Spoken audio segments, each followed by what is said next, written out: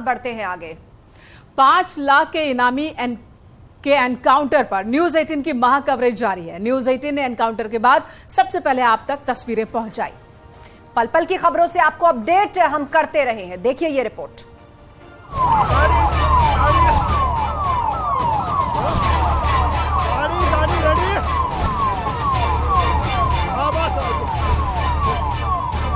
ले जाओ।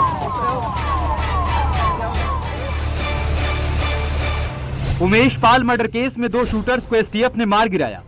झांसी के पारीक्षा डैम के पास जंगलों में दोनों भाग रहे थे, तभी एसटीएफ से मुठभेड़ हुई और जवाबी कार्रवाई में 5 लाख के इनामी असद अहमद और गुलाम मोहम्मद ढेर हो गए।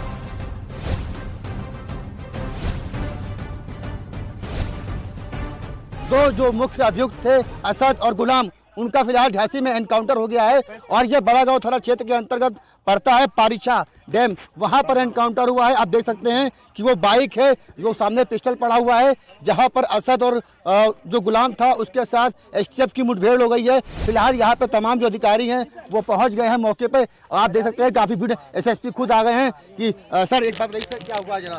कुल मिला करके कहीं ना कहीं बहुत बड़ा एनकाउंटर हुआ है और दो जो 5 लाख के जो इनामिया जो अपराधी थे, बदमाश थे, असद और गुलाम, फिलहाल उन दोनों की मौत हो चुकी है। तो झांसी में बड़ा एनकाउंटर हुआ है, कहीं ना कहीं बड़ी सफलता मिली है यूपी एसटीएफ पुलिस को और यहाँ पर एक बड़ी कार्रवाई देखने को मिली है। 24 फरवरी को उमेश पाल के मर्डर के बाद से ही ये दोनों फरार थे। एसटीएफ ने इन पर इनाम राशि बढ़ाकर 5 लाख रुपए कर दी थी और लगातार इन्हें ट्रेस किया जा रहा था और झांसी में इनकी लोकेशन मिलने पर पुलिस ने इन्हें मार गिराया। इनके पास से पिस्टल और रिवॉल्वर भी बरामद की गई। एनकाउंटर स्थल पर पहुंची न्यूज 18 की टीम ने अपने दर्शकों को सबसे पहले तस्वीरें दिखाई। आप देख सकते हैं परीक्षा डैम के जंगलों से तस्वीरें, जहां पर शूटर्स को मार गिराया गया। सीएम योगी ने खबर सुनते ही शूटर्स को ढेर करने वाली पुलिस टीम के जवानों को बधाई दी। आज काफी मेहनत के बाद एसटीएफ की टीम ने फाइनली इनको ट्रैक डाउन करने में इनको सफलता प्राप्त हुई। हमें पहले से जानकारी थी कि इनके पास सोफिस्टिकेटेड वेपन्स हैं। एसटीएफ टीम पूरी तैयारी के साथ थी और झांसी में आज जो मुठभेड़ हुई है इसमें असद और गुलाम, जो इस घटना के प्रमुख शूटर्स थे, वो मारे गए हैं। इस घटना को पूरे देश ने लगभग लाइव देखा था क्योंकि सीसीटीवी फुटेजेस उपलब्ध थे और किस तरह से इस पूरे गैंग ने कार्रवाई की थी। ऐसे व्यक्ति को जो उनके खिलाफ गवाह था और उसको पुलिस की सिक्योरिटी प्राप्त थी, 2 गनर्स थे, उसको तथा उसके दोनों गनर्स को मार दिया था। ऐसे व्यक्ति को पकड़ना बहुत आसान नहीं था, लेकिन फाइनली आज ट्रैक डाउन करके इनके साथ जो एनकाउंटर हुआ उसमें ये दोनों मारे गए। झांसी में असद के एनकाउंटर की खबर जैसे ही आग की तरह फैली, उधर कोर्ट में पेशी के दौरान माफिया अतीक अहमद फपक कर रोने लगा। बेटे की मौत की खबर सुनते ही कोर्ट में गस खाकर गिर पड़ा। बेटे को अपराध की दुनिया में उतारने वाला अतीक आज कोर्ट में असहाय नजर आया। वहीं प्रयागराज में उमेश पाल की पत्नी ने असद और गुलाम मोहम्मद के एनकाउंटर पर सीएम योगी का धन्यवाद किया। आत्मा की शांति तो मिल जाएगी ही। ईश्वर जिसने न्याय दिलाया है वो सबसे बड़ा है। उन्होंने जो कुछ भी किया है बहुत अच्छा किया है। अब मैं आभार व्यक्त करती हूँ माननीय मुख्यमंत्री जी का, जो पिता समान है सारे बच्चों के। उन्होंने न्याय अच्छी तरह से दिया, मैं धन्यवाद ही कह सकती हूँ। उमेश पाल हत्याकांड में अब तक 4 शूटर्स को एसटीएफ ने मार गिराया। पहला एनकाउंटर प्रयागराज में ही 27 फरवरी को अरबाज का हुआ था। दूसरा एनकाउंटर 6 मार्च को हुआ था। इसमें उमेश पर पहली गोली चलाने वाले विजय चौधरी उर्फ उस्मान को मुठभेड़ में मार गिराया गया। अब गुड्डू मुस्लिम को एसटीएफ ने रडार पर लिया है।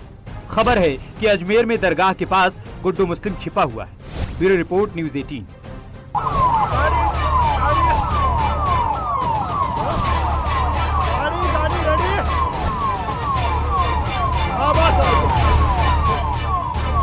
ले जाओ।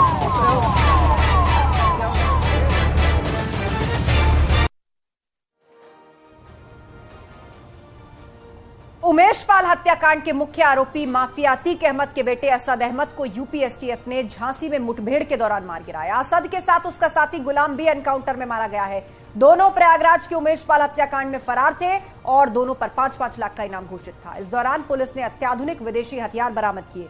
तो दूसरी तरफ उमेश पाल हत्याकांड में ही अतीक और उसके भाई अशरफ की भी कोर्ट में पेशी थी और जैसे ही दोनों को असद के एनकाउंटर की खबर मिली, माफिया फूट फूट कर रोने लगा। वहीं अब बमबाज गुड्डू और अतीक की इनामी पत्नी शाइस्ता की भी तलाश तेज हो गई है।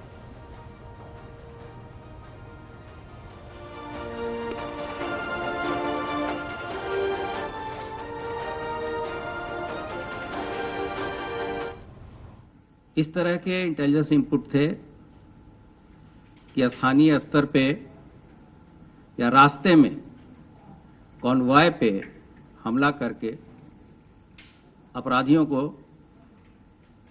छुड़ाया जा सकता है और जिस तरह की जघन्य हत्या इन लोगों ने 24 फरवरी को की थी, उसको देखते हुए हमारी स्पेशल फोर्सेस तथा सिविल पुलिस की विशेष टीमें लगाई गई थी। दिन लगभग 12:30 से 1 के बीच में एक सूचना के आधार पर जब कुछ लोगों को इंटरसेप्ट किया गया तो उस दौरान दोनों तरफ से गोलियां चली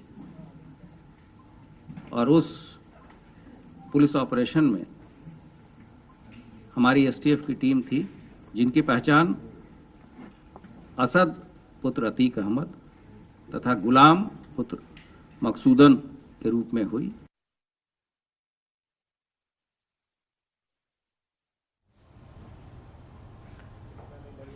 इधर सीएम योगी ने प्रयागराज शूटआउट के बाद ही सदन में कहा था, माफिया को मिट्टी में मिला देंगे। आपको सुनाते हैं वो बयान। इस माफिया को मिट्टी में मिला देंगे। सरकार किसकी है?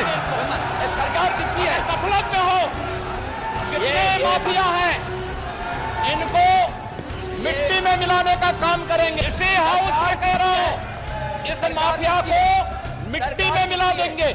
सरकार किसकी है? सरकार किसकी है? गफलत में हो, जितने माफिया हैं इनको मिट्टी में मिलाने का काम करेंगे।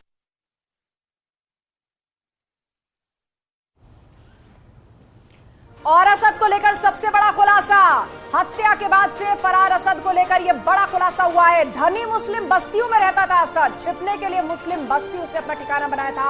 असद और गुलाम दोनों ही फरार थे और जितने दिन तक फरार रहे उनकी तलाश पुलिस कर रही थी। उसे लेकर खुलासा हुआ है कि कुछ घनी मुस्लिम बस्तियों में रहता था जाकर असद, जहां पर पॉपुलेशन ज्यादा है, तंग गलियां हैं, किसी को शक न हो, छिपने के लिए ऐसी मुस्लिम बस्ती को उसने अपना ठिकाना बना रखा था। असद और गुलाम दोनों ही फरार थे और उनको लेकर यह बड़ा खुलासा हुआ है। हत्या के बाद से फरार असद को लेकर यह जानकारी सामने आई है कि अभी तक छुपने के लिए घनी मुस्लिम बस्तियों और आबादी वाले जगहों को उन्होंने अपना ठिकाना बना रखा था। दरअसल आपको बता दें कि प्रयागराज में शूटआउट के बाद दिल्ली, कानपुर, कई जगहों पर असद छिप कर रहा। दिल्ली से उन लोगों को भी पकड़ा गया जिन्होंने असद को छिपने में मदद की थी, जिन्होंने पनाह दी थी। जिस घर में असद रुका था वहां भी पुलिस की टीम पहुंच गई और इसी दौरान छानबीन में, खोजबीन में यह पता चला कि असद उन्हीं जगहों पर छिप कर रहता था जहां पर मुस्लिमों की घनी आबादी थी, ताकि उसे कोई खतरा ना हो। लोगों के बीच वो छिप कर रह रहा था, अलग अलग जगहों पर रहा, लेकिन पुलिस के रडार से बच ना सका और फाइनली एनकाउंटर में ढेर कर दिया गया। और ऋषभ मणि फोन लाइन पर हमारे साथ जुड़ गए हमारे सहयोगी। ऋषभ मणि, काफी दिनों से तलाश तेज थी असद की और गुलाम की। खबर सामने आ रही है कि घनी मुस्लिम आबादी और बस्तियों में जाकर छिप रहा था वो। कहां उसकी लोकेशन का पता चला? देखिए, जो बताया गया है कि 26 फरवरी की सुबह 24 को वारदात को अंजाम दिया है और 2 दिन तक ये असद और गुलाम दोनों साथ में ही रहे, चूंकि अतीक का ये हुक्म था कि इसको साथ में रखना है। 26 की सुबह ये लोग बाइक से ही प्रयागराज से रवाना हुए हैं कानपुर, और कानपुर के एक मुस्लिम इलाके में ये दोनों 2 दिन रहे हैं। फिर वहां से ये बस से ट्रेवल करके नोएडा पहुंचे हैं। नोएडा में कोई ठिकाना नहीं मिला, फिर ये नई दिल्ली गए हैं। नई दिल्ली में एक मुस्लिम इलाका है, वहां पर इन लोग 2-3 दिन रुके हैं और फिर वहां से सड़क मार्ग से ही अपने दोस्तों के साथ, बताते हैं, कार से ये दोनों लोग अजमेर गए हैं और एक अच्छा खासा समय इन लोगों ने अजमेर में बिताया है। जब यूपी एसटीएफ की वहां भी छापेमारी होने लगी तो बस से ही ये नासिक चले गए हैं। नासिक की घनी बस्ती में कुछ समय बिताया है, वहां से पुणे और पुणे से फिर दिल्ली आ गए थे और दिल्ली में फिर उसी बस्ती में जो बताई जा रही है एक मुस्लिम बाहुल्य बस्ती है, वहां पर इन लोगों ने कुछ समय काटा है और वहां से झांसी पहुंचे थे और पारीछा पावर हाउस की कॉलोनी में एक जगह इनको पनाह मिली थी और यहाँ वहां से इनकी प्लानिंग ये थी कि लौटते समय अतीक के कॉन्वॉय पे हमला करना है, लेकिन उससे पहले एसटीएफ ने एनकाउंटर में दोनों को ढेर कर दिया। जी ऋषभ, ये तमाम जानकारियां यूपी एसटीएफ को कैसे हाथ लगी? कड़ियों को यूपी एसटीएफ ने कैसे जोड़ा? क्या दिल्ली से जिन लोगों को हिरासत में लिया गया उनसे कुछ जानकारी मिली? देखिए, 24 फरवरी को वारदात के बाद से ही एसटीएफ खुद पहुंच गई थी। एडीजी यूपी एसटीएफ के वो वहां कैंप कर रहे थे, अमिताभ यस जो डीजी लॉ एंड ऑर्डर है वो लगातार मॉनिटरिंग कर रहे थे। जानकारी मिल रही थी, कुछ जमीनी नेटवर्क है जो मुखबिरों का है उनसे जानकारी मिल रही थी, जो टेक्निकल सर्विलांस था उससे जानकारी मिली। लोग जो अतीक के पुराने करीबी थे वो जानते थे अतीक के कहां कहां पर संपर्क हैं, क्योंकि वो सांसद भी रहा है, लिहाजा उसके देश के कई शहरों में संपर्क थे, जिसमें नई दिल्ली, पुणे, नासिक, अजमेर प्रमुख शहर हैं। तो उनसे कुछ जानकारी मिली थी, लेकिन ये अक्सर ऐसा हो रहा था कि एसटीएफ जब पहुंचती थी, जैसे मेरठ में भी जब गुड्डू मुस्लिम की जानकारी मिली थी वो पहुंचे तो उससे कुछ घंटे पहले गुड्डू मुस्लिम इखलाक जो बहनोई था अतीक है उस वहां से निकल चुका था हरियाणा के लिए। तो जो जमीनी नेटवर्क है वहां से कुछ सूचना मिल रही थी, कुछ सर्विलांस से, और ये भी पता चला है कि वो फेस टाइम के जरिए अतीक असद के भी संपर्क में था, अशरफ के भी संपर्क में था, उमर और अली के भी संपर्क में था, शाइस्ता के भी संपर्क में था। हालांकि अन्य किसी शूटर के संपर्क में नहीं था, ये भी सूत्र बता रहे हैं। ठीक है, अब सवाल यहाँ ये भी उठता है कि क्या स्ट्रैटेजी पहले से थी कि मुस्लिम बहुल इलाकों में छिपना है? क्या वो ठिकाने पहले से तय थे या वारदात को अंजाम देने के बाद ठिकानों की तलाश में निकला और इन जगहों पर पहुंचा असद? ये बड़ी एक और बड़ी खबर इस वक्त आ रही है। बड़ी खबर आ रही है, अतीक अहमद पर नया खुलासा हुआ है। नया खुलासा क्या आपको बता दे, दाऊद से जुड़े थे अतीक के तार। दाऊद मुख्तार के जरिए दाऊद गैंग से जुड़ा अतीक अहमद, पाकिस्तान में सेटल होना चाहता था अतीक, दाऊद भी वहीं पर है। अतीक अहमद पर यह नया और बड़ा खुलासा है। जो हथियार, विदेशी हथियार बरामद हुए, वो जानकारी मिल रही है कि पाकिस्तान से ही मंगाए जाते थे पंजाब के रास्ते। और पुलिस का यह कहना है कि पूछताछ में अतीक ने यह बताया कि ड्रोन के जरिए पाकिस्तान से सीमाई इलाकों में भारत की सीमा में हथियार पहुंचते थे और वहां से पंजाब से दिल्ली होते हुए यूपी तक पहुंचते थे। हालांकि अतीक ने उस पूछताछ में यह नहीं बताया, उसने असमर्थता जताई कि मैं यहां से जेल में रहते नहीं बता सकता कि वो कौन थे जो हथियारों की सप्लाई करते थे, पंजाब में पिकअप करते थे और वहां से आगे बढ़ाते थे। तो अब सीधे सीधे दाऊद गैंग से कनेक्शन की बात सामने आ रही है। धारा सिंह हमारे सहयोगी इस वक्त हमारे साथ जुड़ गए हैं। धारा, और विस्तार से बताएं। जी बता दें कि इनकाउंटर में जैसे ही शूटर असद गुलाम ढेर हो जाता है तो उनके पास से विदेशी हथियार बरामद होते हैं। पुलिस सूत्र बताते हैं कि इस मामले में जब सुरक्षा एजेंसियां और पुलिस के तमाम टीमों ने जांच पड़ताल की तो पता चला कि दरभंगा का रहने वाला एजाज लकड़वाला, जो कि दाऊद इब्राहिम का बेहद करीबी बताया जाता है, बताते हैं कि एजाज लकड़वाला जो है मुख्तार अंसारी और अतीक अहमद गैंग से जुड़ा था, जिसके बाद से उसी के जरिए पाकिस्तान से पंजाब के रास्ते विदेशी हथियारों की सप्लाई की जाती थी, जिन असलहों का उमेश पाल शूटआउट कांड में इस्तेमाल भी किया गया है। फिलहाल पुलिस जो है इस पूरे मामले में अब माफिया अतीक अहमद और उसके भाई अशरफ से पूछताछ कर रही। माना जा रहा है कि इस मामले को लेकर के सेंट्रल गवर्नमेंट की जो तमाम जांच एजेंसियां है वो आतंकवादी गतिविधियों को लेकर भी मामले की जांच कर सकती है। इसके साथ साथ ही इस गैंग से जुड़े कई अन्य सदस्य भी अब एसटीएफ के रडार पे आ गए हैं, जो बिहार, पटना के बताए जा रहे हैं। ऐसा माना जा रहा है कि इस मामले से जुड़े अन्य जो गैंग के गुर्गे हैं उनकी भी गिरफ्तारी की जा सकती है। बिल्कुल, ये बहुत बड़ा खुलासा हुआ है कि दाऊद से तार जुड़े हुए थे अतीक अहमद के और बीच में जो शख्स था वो था मुख्तार अंसारी। ना सिर्फ पाकिस्तान से हथियारों की सप्लाई बल्कि फ्यूचर प्लान था अतीक अहमद का कि परिवार समेत पाकिस्तान में जाकर के बस जाए ताकि रुपया पैसा जो कमाया है उससे लेकर एक चैन की जिंदगी गुजर बसर कर सके, लेकिन ऐसा हुआ नहीं। परिवार बर्बाद हो गया, ये खुद कहा अतीक अहमद ने। दारा सिंह, ये भी महत्वपूर्ण है जानना कि जिस तरह से पाकिस्तान कनेक्शन की यहां पर बात हो रही है, दाऊद की यहां पर बात हो रही है, तो क्या अब और भी लोग हैं इस गैंग से जुड़े हुए अलग अलग जगहों पर जो स्लीपर सेल की तरह काम कर रहे हो, या अभी भी सक्रिय हो किसी ना किसी क्राइम में, किसी ना किसी क्षेत्र में? अब इस पूरे नेटवर्क को सामने लाना होगा।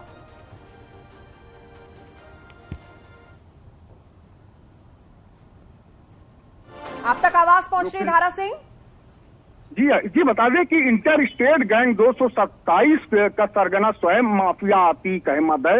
वर्ष 2020 में एजाज लकड़वाला के संपर्क में यह गैंग आया था, दरभंगा में आया था। उस दौरान भी मामले में सुरक्षा एजेंसियों ने इनपुट दिया था, जिस मामले में पूर्व में भी जांच की गई थी। लेकिन जब अतीक अहमद के बेटे असद के इनकाउंटर के दौरान जब उसे पुलिस टीम ने मार गिराया, तो उसके पास जब जो विदेशी हथियार बरामद हुए हैं, उसको लेकर जब आगे जांच बढ़ी तो बताया जा रहा है कि ये पाकिस्तान से पंजाब के रास्ते या विदेशी हथियार मंगाए गए हैं। तो पुलिस यह मानकर चल रही कि कहीं ना कहीं माफिया मुख्तार अंसारी, अतीक अहमद या दाऊद इब्राहिम के जो बेहद सक्रिय गुर्गा है एजाज लकड़वाला से जुड़ा था, उसी के जरिए कहीं ना कहीं अपराध की दुनिया में इंटरस्टेट गैंग्स और उनका सीधा लिंक पाकिस्तान यानी दाऊद इब्राहिम के साथ। ये बहुत बड़ा खुलासा, इस पर अब विस्तार से छानबीन करनी होगी, बहुत सी परतें खुलेंगी, बहुत से नाम सामने आएंगे। जानकारी के लिए शुक्रिया। फिलहाल रुक कर लेते हैं, हमारे सहयोगी अश्विनी हमारे साथ लगातार जुड़े हुए हैं और वो उस पोस्टमार्टम हाउस यानी मेडिकल कॉलेज के बाहर है जहां पर इस वक्त असद और गुलाम की डेड बॉडीज को पोस्टमार्टम के लिए लाया गया था। अश्विनी, क्या ताजा जानकारी, क्या पोस्टमार्टम पूरा हो गया है? शवों को कब और किसे सौंपा जाएगा? क्या प्रक्रिया बची है?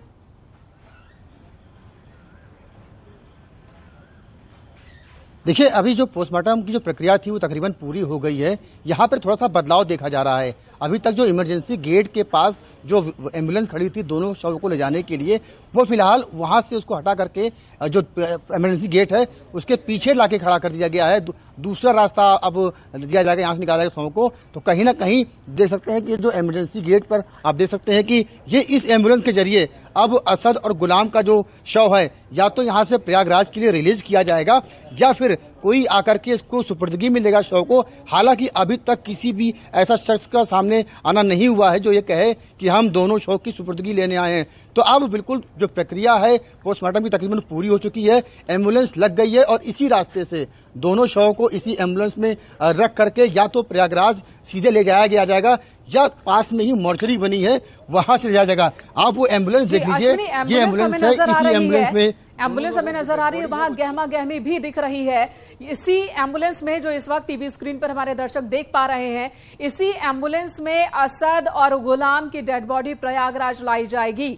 अश्विनी, ये भी बताएं, आपने कहा कि अभी तक कोई सामने नहीं आया सुपुर्दगी लेने के लिए, तो प्रशासन की टीम ही लेकर जाएगी। एक बड़ा सवाल, आपने कहा था कि पोस्टमार्टम के दौरान ये साफ हो पाएगा कितनी गोलियां लगी थी असद को, गुलाम को, किन परिस्थितियों में दोनों की मौत हुई है, इस बारे में कोई जानकारी बाहर आ पाई अभी तक? हाँ, बिल्कुल। जो मेडिकल सूत्र ये बता रहे हैं कि तकरीबन 1 दर्जन जो गोली है वो लगने की बात अभी सामने आई। हालांकि ये आधिकारिक पुष्टि नहीं है। असद को और गुलाम को 1 दर्जन के आसपास गोली लगी है। एक्सरे रिपोर्ट में भी जो सामने आया है उसमें शायद ये पुष्टि हो रही है, लेकिन जब तक ये आधिकारिक पुष्टि ना हो जाए इसे अभी जल्दबाजी मानना होगा। तो कुल मिलाकर के जो प्रक्रिया है आपको दिखा दें, अंदर थोड़ा चलेंगे। ये देखिए जो प्रक्रिया है वो तकरीबन पूरी हो चुकी है। लाइव जो आपको थोड़ा सिखाकर मना किया जा रहा है हमको जाने से, यहाँ से इसी मेन गेट से ही असद और गुलाम का जो डेड बॉडी है वो एम्बुलेंस के जरिए अब ये कहाँ ले जाया जाएगा ये अब से कुछ ही देर के बाद साफ हो जाएगा। हालांकि अभी तक कोई ऐसा व्यक्ति सामने नहीं आया है जो ये कहे कि देखिए अब जो डेड बॉडी है देखिए आ रही है, भीड़ आ चुकी है, देखिए डेड बॉडी आ रही है, ये जा रही है। कहीं ना कहीं देखिए बड़ी अपडेट है पूरे मामले में, दोनों का डेड बॉडी जा रहा है। देखिए लाइव देखिए डेड बॉडी असद का जा रहा है और ये देखिए डेड बॉडी जा रहा है। ये अब ये कहाँ जाएगा ये आने वाले समय में साफ जाने जाएगा। हालांकि जो प्रथम जैसे जानकारी मिल रही है वो बताया जा रहा है कि ये डेड बॉडी असद की है असद की डेड बॉडी को शायद सुपुर्द कर दिया जाएगा। इसके बाद यहाँ से गहमा गहमी का माहौल शुरू हो गया है। दूसरा डेड बॉडी भी देखिए आने वाला है। दूसरा डेड बॉडी भी आ गया है और ये डेड बॉडी देखिए गुलाम का डेड बॉडी बताया जा रहा है और इस गुलाम के डेड बॉडी को भी एम्बुलेंस में रख दिया गया है। अभी तक कोई भी दावेदार नहीं नजर आया है कि कोई ये कहेगा कि दोनों ही डेड बॉडी को हमको सुपुर्द कर दिया जाए। यहाँ से जो जानकारी मिल रही है वो हो सकता है कि दोनों डेड बॉडी को कुछ देर के लिए मॉर्चरी में रखा जाए, इसके बाद इंतजार किया जाए कि शायद कोई आ सकता है। तो देखिए देखिए जानकारी देखिए कि इसी एम्बुलेंस के जरिए अब ये एम्बुलेंस रवाना होने वाली है और ये एम्बुलेंस कहाँ जाएगी ये अभी जानकारी नहीं है। साफ तौर से देखिए एम्बुलेंस जा रही है 93 नंबर की एम्बुलेंस है और आप देखिए डेड बॉडी के साथ एम्बुलेंस रवाना होने वाली है। ये अभी प्रयागराज के रास्ते जाएगी या फिर मॉर्चरी में जाएगी इसका भी कोई पता नहीं है। और ये एम्बुलेंस चल रही है दोनों का डेड बॉडी लेकर के और हम देखिए वीडियो देखिए आप एम्बुलेंस में दोनों का डेड बॉडी ले जाया जा रहा है। कड़ी सुरक्षा व्यवस्था के बीच में पुलिस और प्रशासनिक अधिकारी मौके पर है और एम्बुलेंस शायद अभी ये मॉर्चरी जाएगी क्योंकि अभी कोई भी ऐसा शख्स नहीं है जो ये सुपुर्दगी लेने की बात कहे कि हमको ये डेड बॉडी दे दी जाए। तो फिलहाल ये मॉर्चरी जा रही है और मॉर्चरी में अब ये रखी जाएंगी और इंतजार किया जाएगा कि हो सकता है कि कोई ऐसा व्यक्ति आ जाए जो ये इनका सुपुर्दगी नाम देखिए भीड़ देखिए कितनी कड़ी सुरक्षा व्यवस्था के बीच अधिकारियों से एक बार बात करने की कोशिश कीजिए। तस्वीरें हमारे दर्शक देख रहे हैं, वहाँ जो पुलिसकर्मी साथ दिख रहे हैं आपके आगे उनसे पूछने की कोशिश कीजिए, शायद उन्हें इस बात की जानकारी हो। बताइए सर, ये बताइए कहाँ जा रही है डेड बॉडी? बताइए कहाँ जा रही है? क्या कहेंगे सर आप, कहाँ जा रही डेड बॉडी? क्या मॉर्चरी जा रही है? देखिए आपने देखा कोई भी बताने को तैयार नहीं है। ये ज्वाइंट मजिस्ट्रेट थे तो कहीं ना कहीं आपको दिखाते हैं। इससे पहले खबर आ रही थी कि प्रयागराज लाया जा सकता है, हालांकि अभी तक कोई भी पुख्ता तौर पर बात सामने नहीं आ रही है, लेकिन ये तय है। तस्वीरों में हमारे सहयोगी अश्विनी ने दिखाया कि पोस्टमार्टम के बाद असद